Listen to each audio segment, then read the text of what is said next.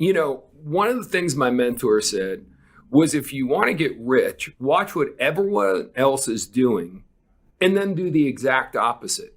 And I think that that's a really important thing. Right. He used to always talk about being part of the flock.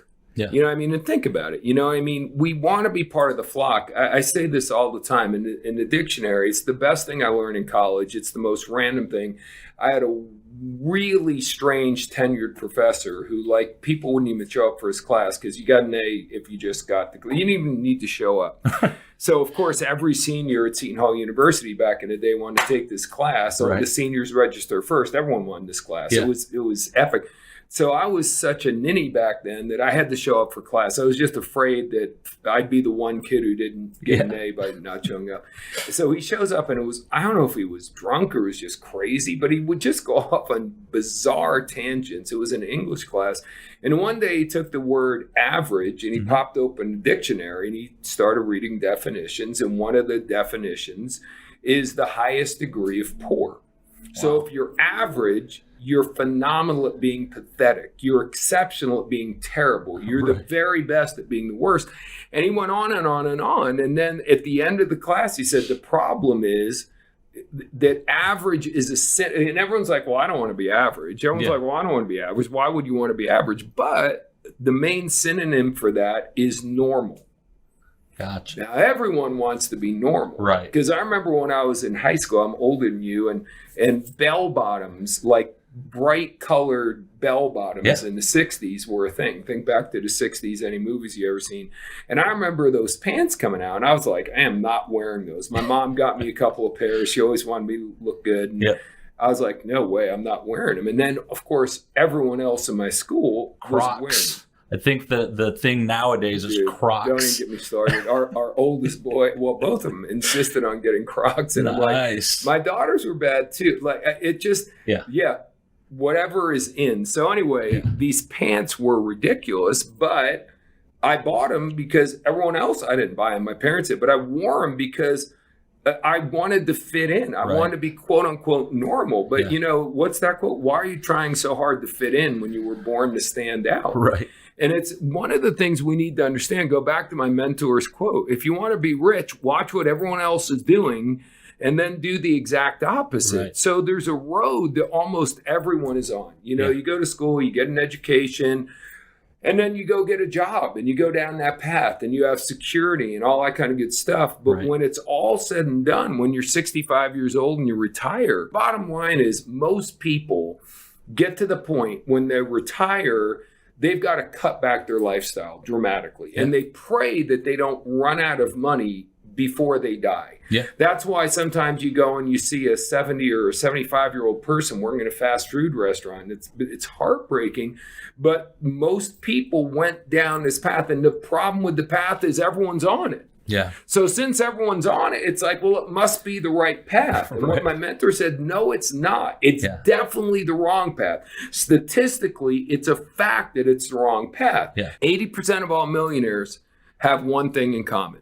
So are they all male? No. Are they all female? No. Are they all one skin tone? No.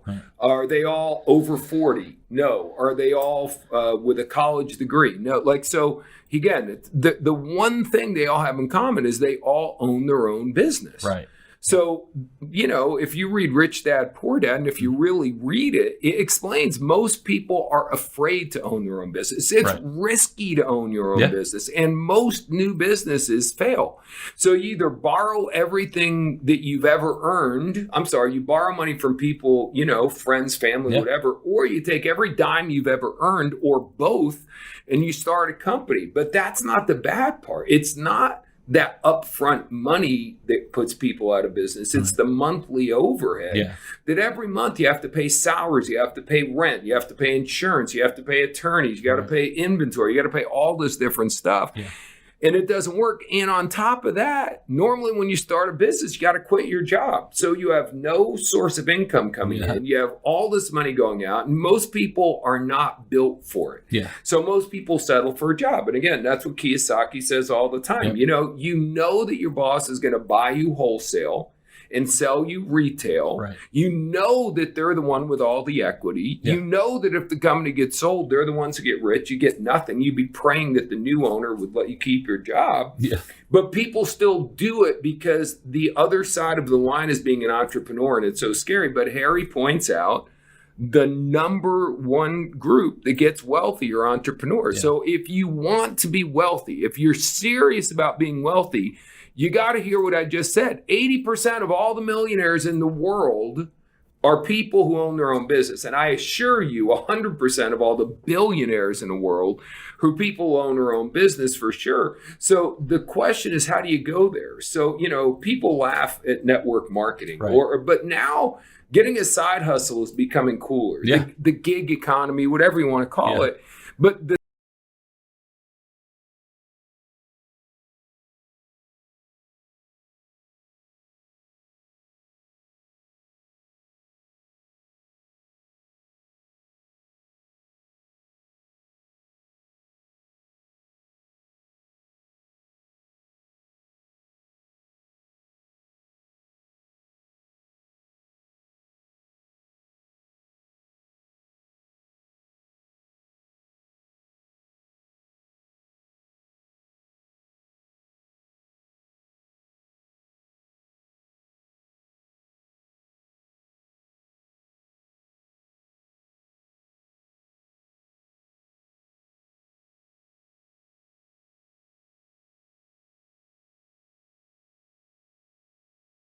my own company, we do this, we do that. Right. And I learn everything I learn, I apply to my company every day. But it's about, owning your own deal as opposed to working for Well, somebody and I else. think